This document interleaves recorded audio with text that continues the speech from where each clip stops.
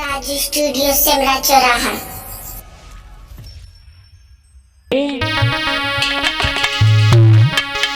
कीतले शकियन को संग जानकी,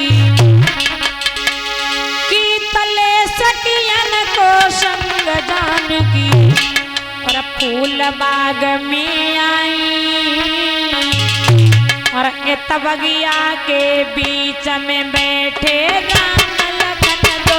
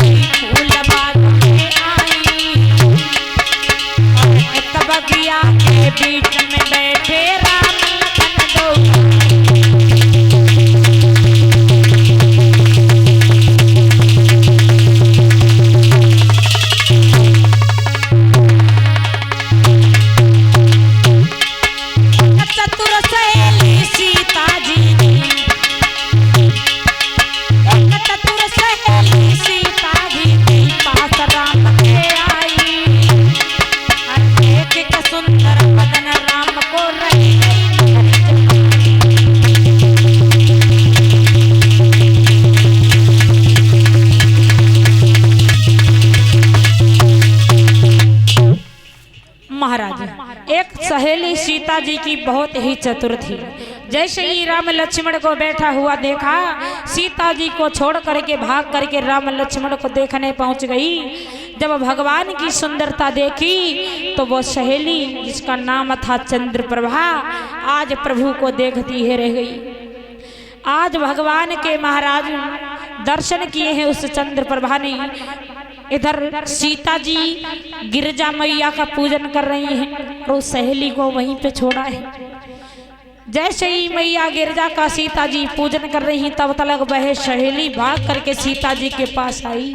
बोली, सीता जी, अरे बहन सीता, बड़ा सुंदर बात है कि हमारी तुम्हारी बगिया में जिनका हम तुम नाम सुनते चले आ रहे थे, राम और लक्ष्मण हमारी तुम्हारी बगिया में आए। सीता जी एकदम से चौंक गई। क्या कह रही हो चंद्रप्रभा कि हमारी बगिया में राम लक्ष्मण आए हैं? बोली, हाँ। क्यों? आज वो सहेली कहने लगी, सुनो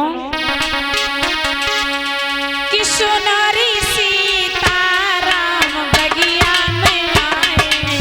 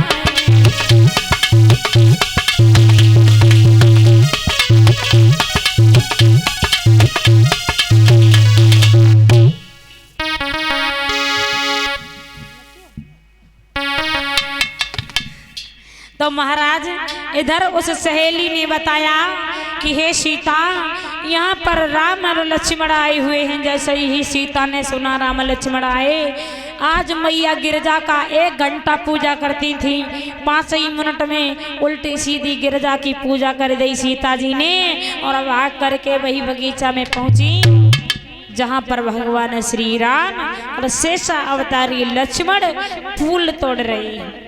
और फूल तोड़ रहे हैं, इतने कोमल पुत्र हैं जो फूल तोड़ने में उनके माथे पे पसीना नजर आ रहा है।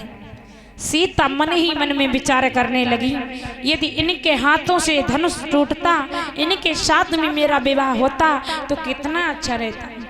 क्योंकि इतने देखने में तो इतने कोमल हैं, फूल तोड़ने में माथे पे पसीना है, तो इन पे धनुष कैसे टूटेगा। सीता विचार कर रही है। तो महाराज जैसे ही भगवान श्री राम ने सीता जी को देखा और सीता जी ने राम को देखा। दोनों लोग एक दूसरे की तरफ टकटकी लगा करके देख रही हैं। देखो महाराज अब पलके भी नहीं झुक रही हैं कि देख करे राम जी को जनक नंदनी बाग में बस खड़ी की खड़े रही रही। सीता जी ने जो प्रभु को देखा तो चारों अखियां जो हैं वो एक दूसरे से लड़ी है।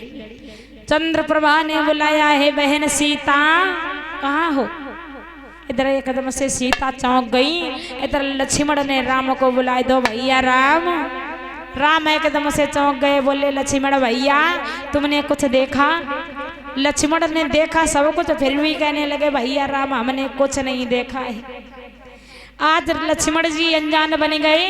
पुल तोड़ करके भगवान श्री राम बाग से चले और इधर सीता मैया दोबारा गिरजा जी की पूजा करने लगी और दोबारा इतनी विधि विधान से पूजा कर रही हैं, इतनी रोचकता से पूजा कर रही हैं और वरदान मांग रही हैं गिरजा मैया यदि मुझे पति मिले तो भगवान श्री राम मिले और अन्यथा कोई जीवन में मेरे पति ना आए। इनको तन मन धन से मैं पति मान चुकी हूँ। गिरजा ने वरदान दे दिया, जाओ सीता हम तुम्हें वरदान देते हैं जिसको तुम चाहोगी उसी से ये धनुष टूटेगा। बड़े बड़े वीर योद्धा लग जाएं लेकिन उस धनुष को तोड़ना तो दूर हेला तक नहीं पाएंगे। जैसे ही गिरजा ने वरदान दिया और इधर महाराज जनक नंदिनी सीता महलों के लिए आती हैं।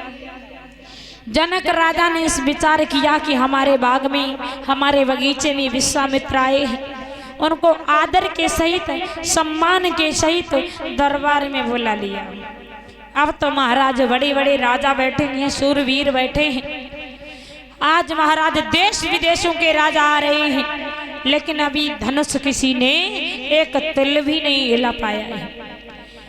भाग रामचरितमानस में प्रमाण तो ये मिला है कि भूप सहेस दस एक ही बारा उठे लगावन टरई नटारा। भूप सहेस दस एक ही बारा लगे उठावन टरई नटारा। महाराज यानी एक सहेस जो है वो 1000 का होता है। 10,000 राजा एक ही बार में उस धनुष से चिपट गए लेकिन धनुष किसी से हिलाए नहीं हिलाए। और महाराज धनुष हिल भी जाता तो सीता जी किन किन के जयमाला डालती, क्योंकि धनुष में वह शक्ति थी कि जितने लोग उसमें लग जाते थे उतना ही धनुष वो भारी हो जाता था और गर्व हो जाता था। क्योंकि परीक्षित महाराज 10,000 राजाओं के हाथ 20,000 तो हो ही गए। अब वो धनुष कितना भारी था। भगवान भोलेनाथ के धनुष में वो करामात थी, जितने लोग छूते थे उतना ही भारी हो जाता था। इधर जब कोई भी राजा धनुष नहीं उठा पा रहा है, इधर लंका का राजा रावण और जो बाणासुर है राजा बाणासुर और लंका का राजा रावण ये दोनों आ गए। जनक से कहा है महाराज जी तुमने हमको निमंत्रण क्यों नहीं भेजा। जनक कहने लगे महाराज हम भूल गए, कोई बात नहीं अब उठा लो आप। तो जैसे ही रावण महाराज धनुष तोड़ने के लिए आगे बढ़ा, धनुष तोड़ने के लिए आगे बढ़ा तो धनुष के ऊपर कुछ लिखा हुआ था। वो ब्रह्म अक्षरी के ज्ञान थे। उस ब्रह्म अक्षरी का ज्ञान केवल रावण को ही था। रावण जैसा विद्वान आज तक पृथ्वी पर नहीं है। महाराज इधर राम ने धनुष अभी देखा तक नहीं है।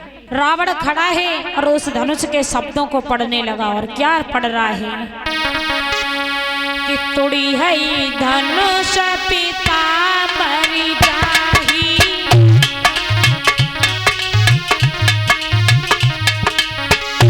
अरे तुड़ी है धनुष पिता मरी जाही, नारी सहित वो बन को जाई सिया राम हरे राम हरे।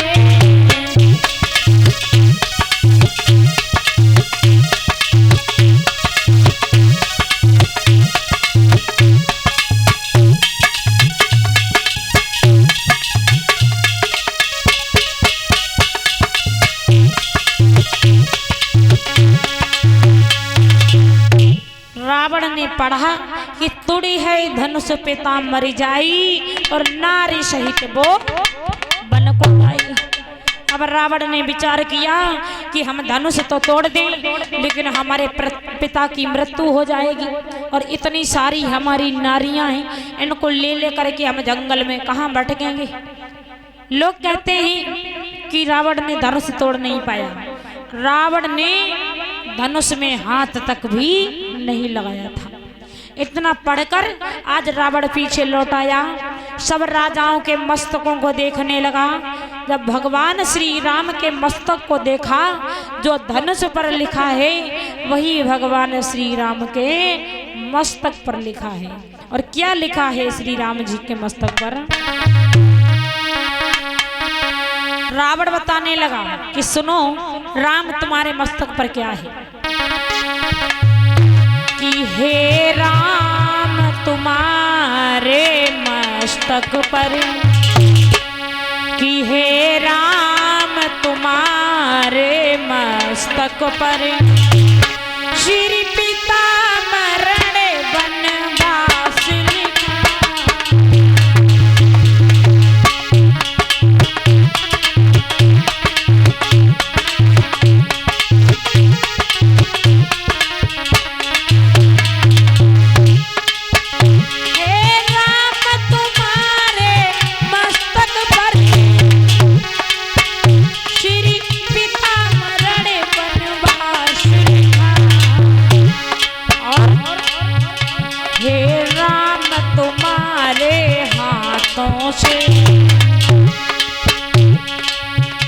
हे राम तुम्हारे हाथों से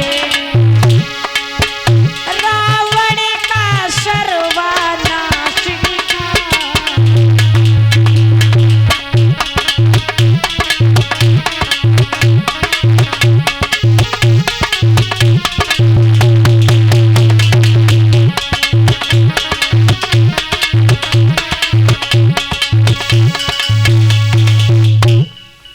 रावण बोला कि हे राम तुम्हारे मस्तक पर श्री पिता मरण वनवास लिखा।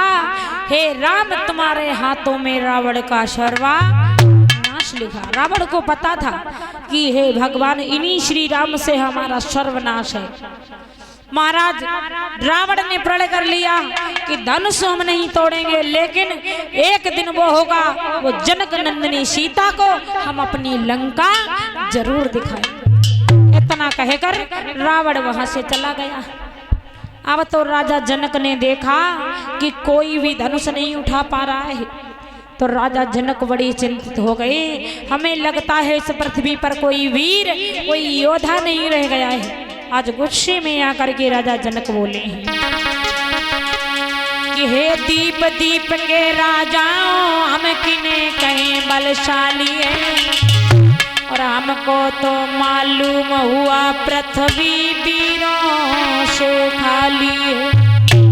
हे राजाओं, हमें तो यही लगता है कि पृथ्वी जो है वो वीरों से खाली हो चुकी है। महाराज अब तो सब राजाओं के मस्तक जो है वो नीचे झुक गए और राजा जनक रो करके कहने लगे कि क्वारी लली रही।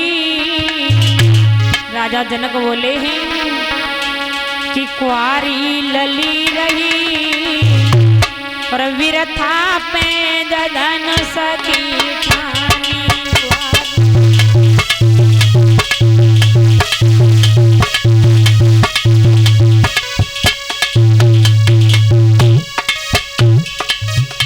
अरे क्वारी धिया रही भैया धिया रही, विरथा पे जधन सकी ठानी।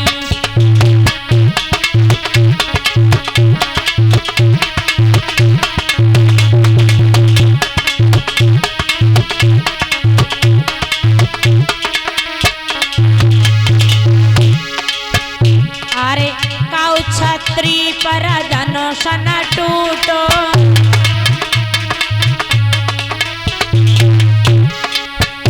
अरे काउ क्षत्रिय पर धनुष न टूटो।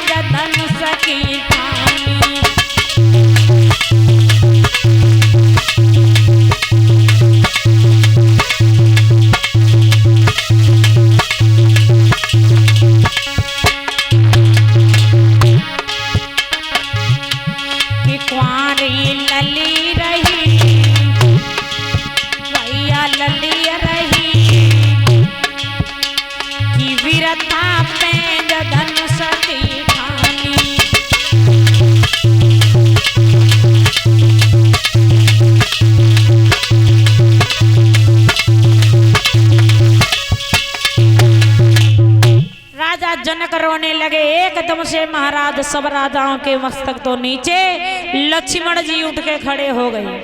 कहने के लगे क्या कह रहे हो जनक कि पृथ्वी पर कोई वीर नहीं, कोई योद्धा नहीं, मैं भी कोई वीर हूँ, मैं भी एक योद्धा हूँ। क्यों? आपकी आज्ञा नहीं, यदि अपने बड़े भैया और गुरु की आज्ञा पा जाऊं तो धनवा धनवा क्या चीज है, सारा ब्रह्मांड एक हाथ से मैं उठा लूं। आज लक्ष्मण बोले ही कि यदि आज्ञा गुरु की पाई जाऊं, सारा ब्रह्मांड हिलाई डालूं।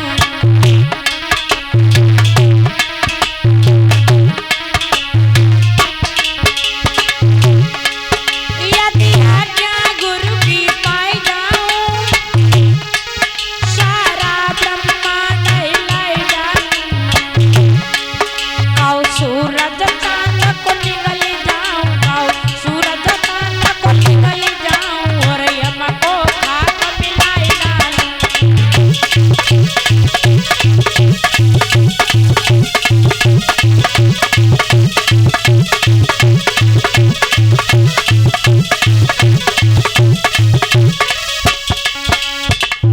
लक्ष्मण जी कहने लगे जनक, यदि अपनी गुरु की आज्ञा पा जाऊं, बड़े भैया की आज्ञा पा जाऊं, तो एक पल में इस धनुष के 20 टुकड़े कर दूं।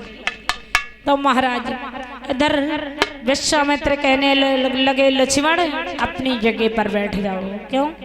कि विश्वामित्र कहने लगे बैठो लखन खामोश, एक काम तुम्हारा है नहीं, व्यर्थ बढ़ाते जोश। अब तो विश्वामित्र ने कहा बेटा श्री राम आप उठो, जनक के संदेह को दूर करो और जाकर के धनुष तोड़ो। भगवान श्री राम उठे, सब राजाओं को प्रणाम किया और जैसे ही धनुष तोड़ने के लिए चले। और भक्तों दादा लोगों, यदि आपको कोई झुकता है तो इसका मतलब ये नहीं वो छोटा है, क्योंकि उसका सम्मान है कि आपके आगे झुकता है। कोई छोटे से छोटा नहीं होता है महाराज, क्योंकि पैर छूने वाला, जो छुआने वाला बड़ा नहीं, पैर जो छूने वाला होता है वही बड़ा होता है। छुआना तो सहज बात है, लेकिन छूना बहुत कठिन बात है महाराज। इधर भगवान श्री राम को सबको प्रणाम करते हैं। अब धनुष के पास पहुंचे, भगवान भोलेनाथ को प्रणाम किया। हे भोले बाबा, मैं आपके धनुष को खंडन करने जा रहा हूँ। इधर जनक नंदनी सीता बड़ी घबरा रही है, बड़ी डर रही है, भगवान को ऐसा हो जाए कि धनुष न तोड़ पावे। धनुष से विनती करने लगी सीता मैया के, धनुष महाराज आप हल्के हो जाओ, जो हमारे प्रभु तुम्हें साधारण से उठा सके। तो धनुष बोला है सीता मैया कितने हल्के हो जाए? बोले बहुत हल्के हो जाओ। तो आज इधर सखियां भी विनती करती हैं, राम भी विनती करते हैं, और इधर शेषावतारी लक्ष्मण भी विनती करते हैं। जब सीता जी महाराज विनती कर रही हैं, इधर धनुष तो उठाते सबने देखा, लेकिन धनुष तोड़ते किसी ने नहीं देख पाया। कैसे? कि फिर पता नहीं कब झुका धनुष, आवाज एक आई कानों में।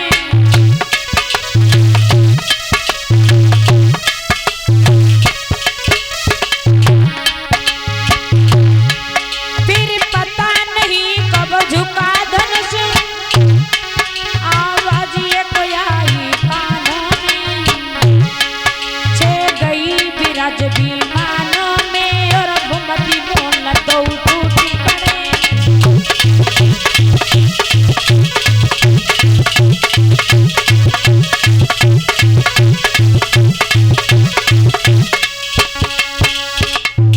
धनुष के 2 खंड हुए, पृथ्वी पर टूट करके गिर गया। वो सियावर रामचंद्र की